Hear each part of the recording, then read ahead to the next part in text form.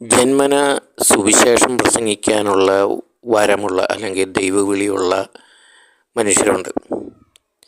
അവരെ നമുക്ക് കാണുമ്പോൾ തന്നെ പെട്ടെന്ന് തിരിച്ചറിയാൻ പറ്റും. അവരുടെ സ്വഭാവത്തിലും രൂപത്തിലും പ്രവൃത്തിയിലും സംസാരത്തിലും എല്ലാം ഒരു വ്യത്യസ്തത നമുക്ക് അനുഭവപ്പെടും. അപ്പോൾ അങ്ങനെയുള്ള മനുഷ്യരെ സംബന്ധിച്ച് അവരുടെ ദൈവം അവർക്ക് ഈ സിദ്ധികൾ, ഈ കഴിവുകളൊക്കെ കൊടുത്തിരിക്കുന്നത് സത്യത്തിൽ ഈശോയെ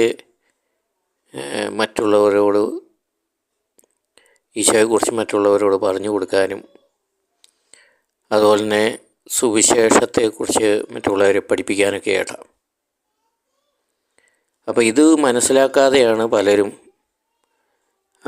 അവരുടെ ജീവിതം വെറുതെ ഭൗതികമായിട്ടുള്ള കാര്യങ്ങൾക്കൊക്കെ വേണ്ടി ഉപയോഗിച്ച് ലാസ്റ്റ് ദുരിതത്തിലെത്തുന്നത്.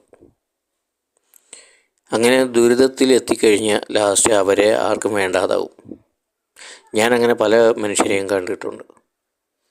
പലരും ഞാൻ കണ്ടിരിക്കുന്നത് അവരെ ഇനി തിരിച്ച് ആ ഒരു പഴയ ആത്മീയതയിലേക്ക് കൊണ്ടുവരാൻ പറ്റാത്ത വിധത്തിലുള്ള ഒരു മാനസികാവസ്ഥയിലും അവരുടെ ആരോഗ്യസ്ഥിതിയൊക്കെ വളരെ മോശമൊക്കെ ആയിട്ടൊക്കെയാണ് ഞാൻ പൊതുവെ കണ്ടുമുട്ടാറ്.